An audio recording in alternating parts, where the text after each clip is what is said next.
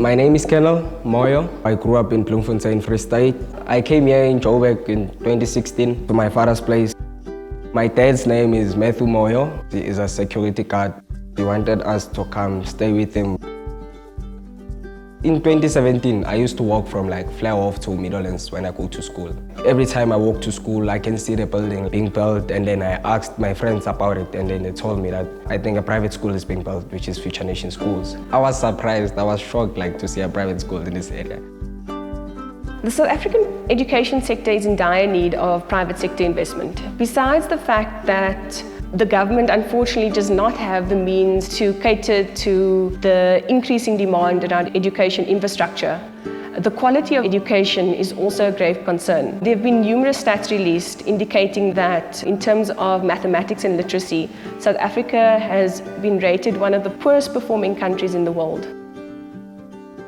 I always believed that corporates exist not just to generate profits, but they exist also to make a difference in the lives of communities or society in which they operate. And fast forward, I started Future Nation Schools when I was supposed to retire from corporate life. The whole idea of Future Nation Schools was a recognition that our education system, even from the best schools, we're not really preparing our young people for a world which is changing because of technology. And I wanted to create a laboratory in Future Nation Schools where we could demonstrate project-based learning, which is a learner-centered approach to learning and teaching, where the role of teachers is to impart not just knowledge, but also competencies and skills that young people need to live their life fully.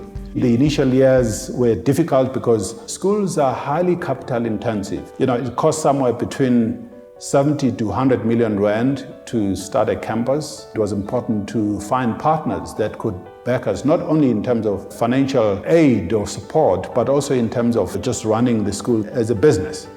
At Old Mutual Alternative Investments, we invest in unlisted assets locally as well as throughout Africa. Our capabilities include private equity, international private equity, hybrid equity, infrastructure, as well as impact investing. Personally, I work in the impact investing side of the business, focused specifically on heading up the education funds. Across both funds, we have 47 schools and roughly 24,000 learners. Our schools have proudly exceeded and outperformed the national average pass rates for the matric exams as well as the bachelor pass rates since inception. In 2017, Sizwe approached the fund for funding to complete as well as expand his Future Nation School in Flairhof. This was a great opportunity for the fund, just knowing Sizwe's passion for education and his vision of using education to transform society. The fund actually, through its investment, increased the school size by more than 400 learners. When I first walked in the school, I was like, it was beautiful. I was excited about this opportunity. I was very happy and my dad was also happy. For me to go to Meadowlands, there was a lot of students in one class. We will be 45, 40 in one class. We can't hear clearly sometimes, and we have to share a desk, and it's two of us. In Future Nation Schools, the matrics of last year, we were 32. We were divided into two groups. In each class, we were 17, 16, which was much better because I could concentrate much better and I could hear when someone is talking or when Say is talking. That's something I appreciate. Our schools are operating independent of government funding, but our schools are priced at a level that is appropriate for the community that it's catering to. This type of investment not only has the ability to create a positive impact in the lives of the learners who attend the schools, but also we focus on creating sustainable businesses where we ensure permanent job creation as well as the upliftment of the communities in which our schools are operating. We meet on a regular basis with Old Mutual executives where we talk about how our business is going, and they're able to bring a lot of insights and advice, obviously given the experience that they have as professionals. So it goes beyond just financial support and financial aid, but it also extends quite significantly into how schools operate. The graduation ceremony was nice and it was great. I was happy and excited because finally I made it. On my mother's side, on my mother's family, I'm the first one to actually finish matric. For me, maths is just, numbers are just in my blood. So my plans for the future, my passion, like what I really want to do is to become an actuarial scientist. Our goal is really to produce young people that go on to become leaders, entrepreneurs, academics in the country, as well as highly qualified professionals.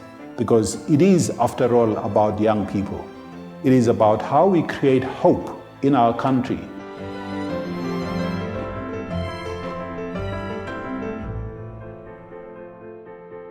Old Mutual Private Equity is one of the largest and most established private equity managers in South Africa and in Africa. We've been investing other people's money for 20 odd years. We've deployed in the order of 10 billion over that time period. I think the power of the private equity model lies in the active ownership. We talk to our management teams and our fellow shareholders every week. And it really is about getting up every day and driving value in the portfolio and making the businesses that we own more valuable. It's long-term value focused. A nice illustration of how partnerships actually work in private equity is Footgear. Back then, shoes were not as they are now on display in bulk. There was one shoe on show and people couldn't help themselves. You had to have someone to help you. So that was kind of the gap that we identified, to bring the shoes out and let customers help themselves and get the feeling of volume. So the first Footgear store opened in 2001 in Access Park. My name is Ashton Lawrence, born and bred in Cape Town at the end of, call it 2010/2011. So I was retrenched. Those were very challenging times.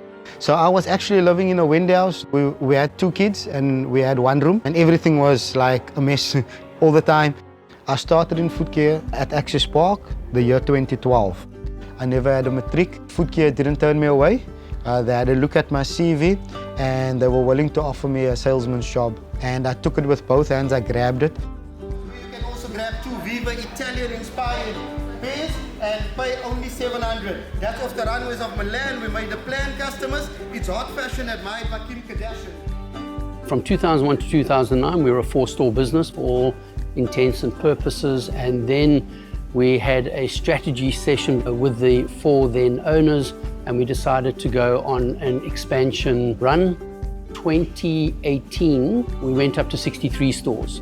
What was happening simultaneously was the opportunity to acquire Edgars Active. I remember quite clearly getting an email out the blue from Chumani Kula at Old Mutual wanting to have a cup of coffee. And from the first meeting with Chumani till we consummated the relationship 3 years later, he would just constantly stay in touch. And I think through that process, we clearly established that they were by far the partners of choice for us. So we had 63 stores when we did the deal. We then acquired the Edgars Active stores. We managed to acquire 110 of those stores. There were about 750 people that came across with that transaction that otherwise would have been unemployed and retrenched. The end of financial year 2023, the result is that the business will be around 250 stores with probably about 1,200 permanent employees. The rule of thumb is for every person employed, there's 5 people that rely on that individual. So I think it has a big impact on a lot of people's lives, and hopefully it's a good impact, positive. Working with Old Mutual Private Equity, obviously it's a financial investment, but it's much more than that. In 2020, the COVID phenomenon certainly tested our business on lots of levels. When you come out of lockdown from doing 0 sales, are we going to go back to 100? Are we going to do 50% of sales? How do we engage with staff? COVID protocols. The Old Mutual partnership played a huge role in us getting through that process. We just viewed them as a colleague to give a call and brainstorm. Felt like they were on the front line with us at any given time. There was no them or us. Today, I manage 13 stores from Vredenburg all the way to Mitchell's Plain.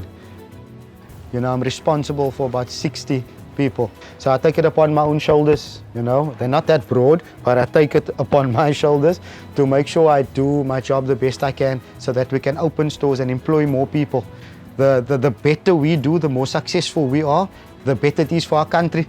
It's actually about growing the business, and in growing the business, we grow a lot of jobs. It also gives us, together with our entrepreneurs, a lot of meaning. Impact in the community, bursaries, academies, the many things that we support. For us, it's just part of stewardship. Due to Foodcare, I will basically be getting a accredited certificate, equivalent to a matric certificate, the NQ4.